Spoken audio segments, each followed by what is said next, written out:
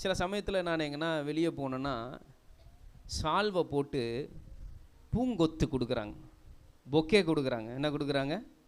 அதில் சிலர் ஒரிஜினல் ஃப்ளவர்ஸை வச்சு கொடுக்குறாங்க. அந்த ஒரிஜினல் ஃப்ளவரை எங்கேருந்து கட் பண்ணியிருப்பாங்க? என்னுடைய கேள்வி, இல்லை அந்த பூ எதில் இருக்கும் பிரதர்? செடியிலேருந்து. அதை என்ன பண்ணியிருக்கணும்? அந்த பூ உயிரோடு இருக்கா செத்துருச்சா? ஸ்ப்ரே பண்ணுறாங்க. சிஸ்டர் பாருங்க அவ்வளோ அழகா. அதை கொண்டு வந்து வீட்டில் தண்ணியில் வச்சா, நீங்கள் சொல்கிறதெல்லாம் உண்மை தான், அந்த வாசம் கூட ஒரு 2 நாள் அப்படியே இருக்குது. தண்ணியில் போட்டிங்கன்னா எத்தனை நாள் இருக்குங்க? அந்த ஈரம் இருக்கிற வரைக்கும் என்ன இருக்குது? 5 நாள். 5 நாளுக்கு அப்புறம் அந்த பூ கருப்பாகி என்ன ஆகுங்க?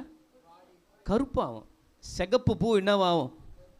கருப்பாகி இதழ்கள் எல்லாம் சுருங்கி அது வாடி போயிடும். ஆண்டவர் உங்கள் பிரச்சனையை எப்போவோ கட் பண்ணிட்டார். ஆனால் அது கொஞ்சம் வெளியே இப்போ எப்படி தெரிஞ்சிட்டு இருக்கு? பிரச்சனை அப்படியே தான் இருக்கிற மாதிரி தெரியுது. பிரச்சனையுடைய வாசல்லாம் கூட என்ன பண்ணுது? நான் மறந்துடாதீங்க, பூவை எப்போ கட் பண்ணாரோ அப்போவே அந்த பூவில் இருக்கிற உயிர் போயிடுச்சு. புரியுதா நான் சொல்கிற பிரசங்கம் உங்களுக்கு? ஆண்டவர் எப்போ சொன்னாரோ அப்போவே உங்கள் வேலை முடிஞ்சிருச்சிங்க.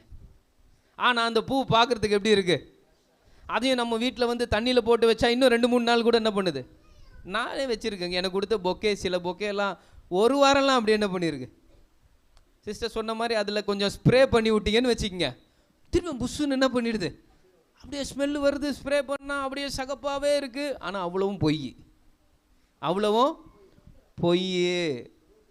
ரூட்டே விட்டு அது எப்போ என்ன பண்ணியாச்சு? நான் சொல்கிறேன், நீங்கள் விசுவாசம் உள்ளவர்களாக ஜெபம் பண்ணிட்டீங்கன்னா உங்கள் பிரச்சனையின் வேரையே கர்த்தர் சபிச்சு முடிச்சு விட்டுட்டார்.